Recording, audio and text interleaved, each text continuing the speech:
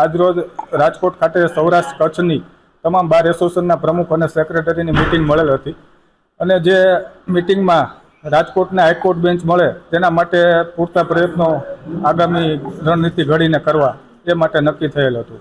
થોડા સમય પહેલાં 1 મહિના પહેલાં જ અમોએ કાયદા મંત્રી કૌશિકભાઈ વેકરિયાને મળેલા અને આ બાબતે હાઈકોર્ટ બેન્ચ રાજકોટને મળે તે માટેની રજૂઆત કરેલ અને એ સંબંધે સરકાર પણ પોઝિટિવ છે કે રાજકોટને હાઈકોર્ટ બેન્ચ મળે.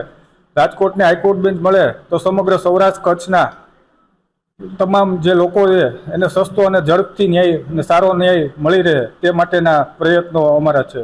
સાહેબ, રાજકોટની અંદર હાઈકોર્ટ બેન્ચ મળે એના માટે નાના મોટા 30-40 વર્ષથી આંદોલન ચાલતા. ગયા વર્ષે અમે આત્મીય કોલેજમાં સૌરાષ્ટ્ર કચ્છના બધા પ્રમુખોને એની મિટિંગ એક કરી હતી અને એ મિટિંગના અંતે અમે હાઈકોર્ટમાં ત્યાં રજૂઆત કરવા ગયા ત્યારે હાઈકોર્ટે કીધું ભાઈ આટલા વર્ષથી તમે કરો છો પણ તમારી પ્રપોઝલ જ નથી આવી હાઈકોર્ટ બેન્ચ માટે. એટલે જે તે સમયે અમે હાઈકોર્ટ બેન્ચ માટે એક પ્રપોઝલ કરી અને આપી. ગવર્મેન્ટને પણ પ્રપોઝલ આપવી પડે એને પણ આપી. અત્યારે આમ જુઓ તો હાઈકોર્ટ બેન્ચ મળે રાજકોટને એના માટે જરૂરી છે કારણ કે સૌરાષ્ટ્રની અંદર પોરબંદર છે કે કચ્છ છે કે ત્યાંથી 10 કલાક અમદાવાદ જતા થાય છે.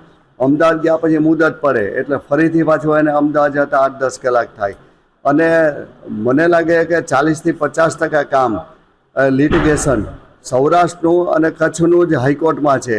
એટલે હાઈકોર્ટમાં જો મળે તો હાઈકોર્ટની અંદર જે કામ છે એ રાજકોટ બેન્ચને મળે અને કોઈ પણ વકીલ પોતાના અસીલ માટે નીચેથી ઉપર સુધી લડ્યો હોય તો એ વકીલ રાજકોટ બેન્ચમાં રાજકોટમાં જ એપિયર થઈ અને પોતાને યોગ્ય રીતે એની રજૂઆત કરી શકે.